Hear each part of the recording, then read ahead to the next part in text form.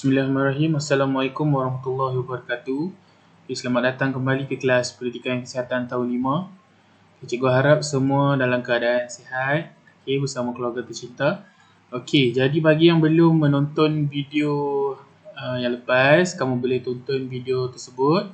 Sebab topik hari ni adalah kesinambungan daripada topik yang sebelum ni lah. Kamu boleh tekan link dekat description bawah ni. Seperti biasa, simbol dan panduan.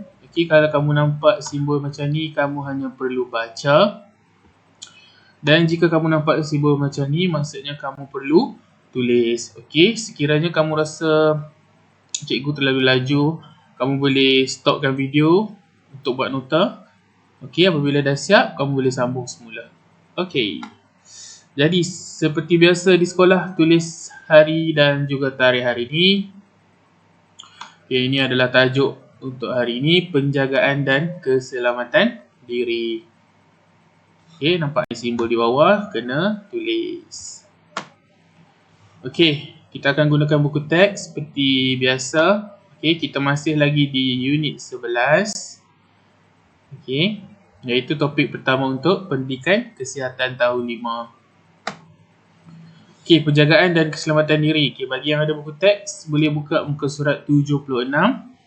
Yang tak ada, kamu boleh tekan link yang cikgu bagi dalam kumpulan WhatsApp kita. Dan kalau tak ada juga kemudahan, kamu boleh sekadar tonton video ni. Jadi apa saya akan belajar hari ni? Yang pertama, kita ada 4 perkara yang kita akan belajar hari ni, insyaAllah. Yang pertama adalah mengira kitaran haid.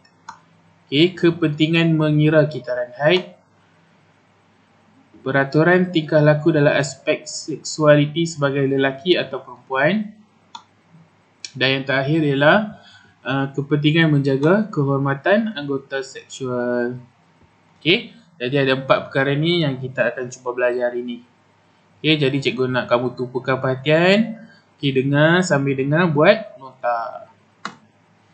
Jadi kita nak imbas kembali topik masa kita darjah 4. Apa itu haid?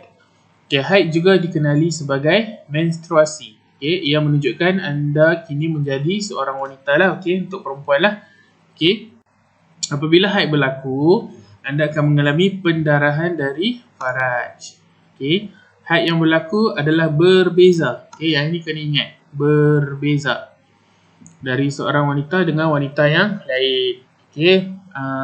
Senang cerita, maksud haid ni apabila seorang itu sudah matang bagi seorang perempuan. Jadi masa kamu tahun 4, kamu dah belajar cara menjaga kebersihan diri, kalau tak silap cikgu. Jadi untuk tahun 5, kita akan sentuh berkenaan kitaran haid. Apa itu kitaran haid? Kitaran haid adalah tempoh berlakunya haid yang pertama hingga haid yang seterusnya. Tak kira lah tempoh berapa lama tempoh antara yang pertama dan seterusnya. Tapi apabila cukup satu proses tersebut, itu yang kita panggil sebagai kitaran haid. Cuba tengok. Dari hari pertama sehingga hari pertama kedatangan haid seterusnya. Maka cukuplah satu kitaran. Itu yang kita panggil sebagai kitaran haid. Jadi macam yang kita sebut tadi, setiap wanita berbeza. Jadi kita tengok macam mana kitaran haid tu. Kitaran haid terbahagi kepada 4 fasa. Fasa yang pertama adalah fasa kedatangan haid. Fasa yang kedua, fasa pembaikan. Fasa yang ketiga, fasa subur. Dan yang terakhir, fasa prahaid. Jadi kita tengok fasa kedatangan haid ni, kebiasaannya. Ini adalah purata sebuah kitaran haid. Iaitu selama 28 hari. Jadi mungkin ada yang kurang daripada 28 hari dan mungkin juga ada yang lebih daripada 28 hari. Ini adalah secara purata. Jadi kita tengok fasa kedatangan haid iaitu lebih kurang 7 hari. Okay, apa yang berlaku? Okay, tisu-tisu dan darah dikeluarkan. Okay, itu yang berlaku pendarahan tu. Okay, jadi proses ni berlaku semasa kedatangan haid. Fasa kedatangan haid. Okay, jadi fasa yang seterusnya adalah fasa pembaikan, iaitu selama 4 hari. Okay, apa yang berlaku? Okay, dia akan bina semula dinding uterus. Okay, fasa yang seterusnya adalah fasa subur. Okay, selama 6 hari. Okay, pada fasa ini akan berlaku pengovulan. Okay, pengovulan ni apa? Okay, pengovulan ni adalah apabila seorang wanita itu subur. Okay, ovarinya mengeluarkan ovum. Okay, yang membantu kepada persenyawaan. Jadi apabila sekiranya tiada persenyawaan, dia akan pergi kepada fasa yang terakhir, iaitu fasa pra-haid dalam 10 hari. Okey. Jadi dalam satu kitaran akan ada 4. Ingat akan ada 4 fasa. Fasa kedatangan haid, fasa pembaikan, fasa subur dan juga fasa pra-haid. Okey. Jadi bila dicampurkan ke semua fasa ni, jadilah 28 hari. Okey. Tapi seperti cikgu cakap tadi, kitaran ni adalah tidak tetap. Okey. Ada orang yang normal, biasa, memang cukup-cukup 28 hari. Ada orang yang lebih, ada orang yang kurang. Okey, tapi setiap fasa tu tak kira lebih ke kurang, 4 fasa ni yang akan terjadi. Okey. Kena tahu setiap fasa tu apa yang berlaku. Okey, tak kiralah kamu lelaki ke perempuan ke, kena tahu. Okey. Okey, jadi ada cara kiraan dia. Okey. Jadi untuk kamu yang baru darjah 5, okey, kiraan ni penting. Okey, penting. Okey, kita tengok bagaimanakah Lisa mengira kitaran haidnya. Okey. Seperti yang kita tahu tadi, purata dia adalah 28 hari. Okey, jadi kita tengok contoh. Haid pertama untuk Lisa adalah 3 hari bulan Februari. Okey. Jadi bila kita kira 28 hari, haid yang seterusnya akan jatuh pada 2 hari bulan Mac. Okey. Dan begitu juga seterusnya. Okey, tetapi dia akan ada sedikit perbezaan. Boleh jadi dekat sini 27 hari, boleh jadi dekat sini 29 hari. Kalau tengok dia kata kat sini bijangka. Maksudnya dia bukan sesuatu yang tetap. Dia boleh berubah bergantung kepada hormon seseorang tu lah. Jadi kamu jangan pelik pula. Kenapa saya punya tak cukup pun 28? Kenapa saya punya lebih 28? Okay. Sebab seorang tu berbeza. Kena ingat yang tu. Itu yang paling penting. Okay. Tapi secara asasnya, cara kiraan dia adalah macam ni. Okay. Jadi yang ni tak perlu tulis lah. Kamu perlu baca saja dan dengar. Okay. Okay, jadi jelas setakat tu. Okay, jadi ingat okay, kita pergi balik semula. Okay, ada 4 fasa. Okay, secara purata adalah 28 hari. Okay, dan ini adalah cara kiraan dia. Okay, kena ingat lah. Okay, jadi kita tengok kenapa pentingnya kita kena kira kitaran haid ni. Okay, mesti kena tanda di kalender. Okay. Yang pertama adalah mengesan masalah kesihatan. Okey. Sekiranya kitaran haid terlalu cepat atau terlalu lambat, okey, maksudnya kita kena berjumpa dengan doktor. Okey, kena rujuk doktor. Maksudnya mungkin ada masalah kesihatan ataupun kedatangan haid melebihi 15 hari. Kalau ikutkan purata, sepatutnya hanya 7 hari berlaku pendarahan, tapi berlaku dekat diri kita sampai 15 hari.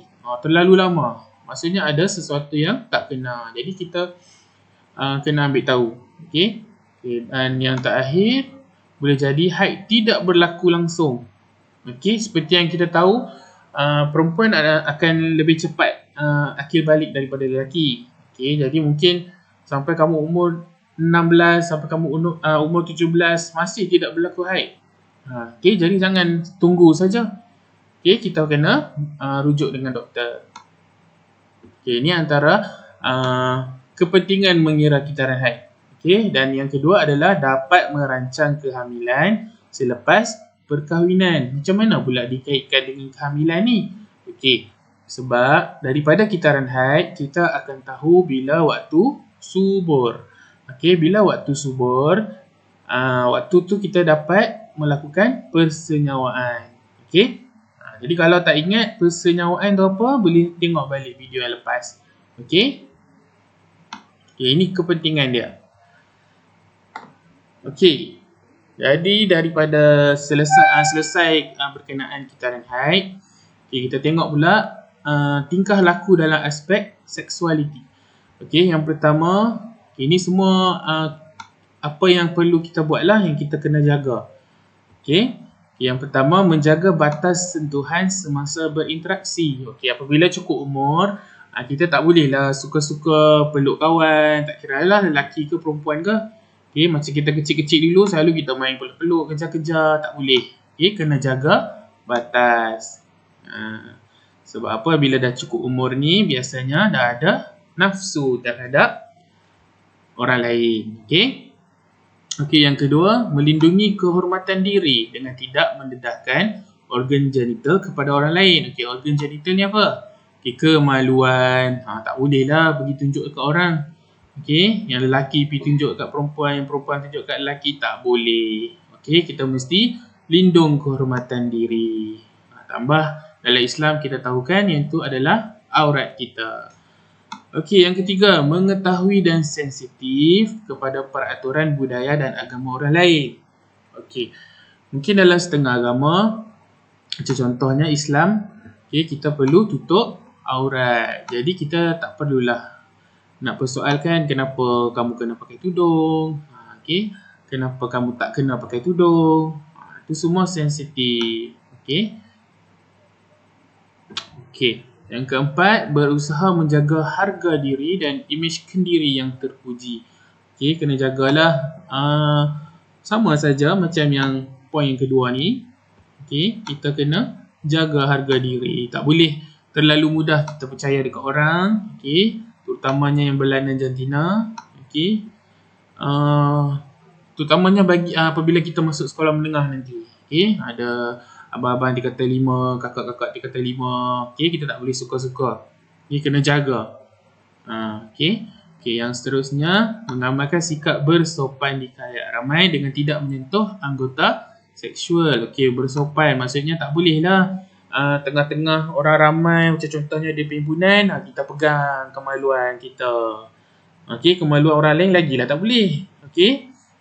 Jadi bersopan. Okey, sekiranya contohlah kata zip kita terbuka. Okey, zip seluar untuk yang lelaki. Macam mana nak buat? Kena lari pergi tandas ke. Okey, bersopan. Okey, tak boleh suka-suka hati. Okey, dan yang terakhir, bersyukur dan bersedia menerima bentuk fizikal diri sendiri dan orang lain. Okey, apabila kita matang, kita dah capai akhir balik, okey, akan berlaku perubahan dekat fizikal kita. Okey, baik lelaki ataupun perempuan akan berlaku perubahan. Jadi kalau kita tak bersyukur, kita akan rasa tak puas hati. Kenapa badan dia besar? Okey, kenapa badan dia kecil? Okey, jadi tak boleh bersyukur dengan apa yang ada. Okey. Dalam masa yang sama, kita jaga kesihatan diri. Okey, itu untuk tingkah laku dalam aspek seksualiti. Okey, ingatlah ada tanda ni maksudnya kena salin. Okey, dan yang seterusnya, kepentingan menjaga kehormatan anggota seksual diri dan orang lain. Okey, supaya apa? Mengapa kita kena jaga? Supaya dihormati dan dipercayai oleh keluarga, rakan sebaya dan orang sekeliling. Okey, kalau kita suka-suka tak jaga, tunjuk ke orang, tunjuk kat sana, tunjuk sana, tunjuk sini, lama-lama orang tak percaya. Okey. Yang kedua, mudah bergaul. Okey. Kalau kita ni jaga diri kita dengan elok, dengan baik, okey, semua orang akan mudah bergaul, mudah berkawan dengan kita. Okey. Okay, yang seterusnya, meningkatkan keyakinan diri, mencerminkan seseorang itu berakhlak mulia. Okey, mestilah. Okey, daripada tingkah laku dia tu kita akan nampak macam mana orang tu. Okay, kalau kita tengok orang tu suka pegang sini, suka pegang sana, jadi kita dah tahu dah macam mana perangai dia, sebut sedikit. Okay. Jadi sebab tu kena jaga. Okay, yang seterusnya melahirkan masyarakat yang sejahtera dan aman. Okay, bila tak ada berlaku sebarang bentuk jenayah seksual ni, maka amanlah masyarakat tu. Okay. Dia semua berkait rapat. Okay, bukan sekadar individu sahaja. Okay. Maruah diri dan keluarga terpelihara. Okey, yang ni kita tahulah sekarang ni pun banyak terjadi. Okey, pelajar belum cukup umur tetapi dah mengandung. Okey, sebab apa? Sebab tak jaga kehormatan diri. Okey, terlalu mudah percaya dengan orang lain. Okey, itu semua kita kena jagalah. Okey, dan yang terakhir menjadi contoh atau suri teladan kepada rakan sebaya. Okey, cikgu percaya kalau kita tunjuk yang baik-baik, okey, pasti kawan-kawan kita akan ikut. Okey, jadi itu adalah antara kepentingan dia untuk menjaga kehormatan anggota seksual diri dan orang lain. Okey. Okey, jadi keseluruhannya ada lebih kurang 4 perkara yang kita belajar. Okey, yang pertama adalah berkenaan dengan kitaran haid. Okey. Yang kedua adalah berkenaan kepentingan mengira kitaran haid. Kenapa perlu kira? Untuk apa? Okay. Dan yang seterusnya adalah tingkah laku dalam aspek seksualiti. Dan yang terakhir adalah kepentingan menjaga kehormatan. Okay. Jadi ada lebih kurang 4 yang kita dah belajar hari ini. Okay. Jadi cikgu nak kamu pasti tulis nota. Okay, dah selesai tulis nota, kamu boleh jawab latihan yang cikgu akan bagi dalam kumpulan WhatsApp nanti. Okay, jadi sekadar itu sahaja untuk hari ini. InsyaAllah jika umur panjang kita jumpa lagi. Assalamualaikum warahmatullahi wabarakatuh.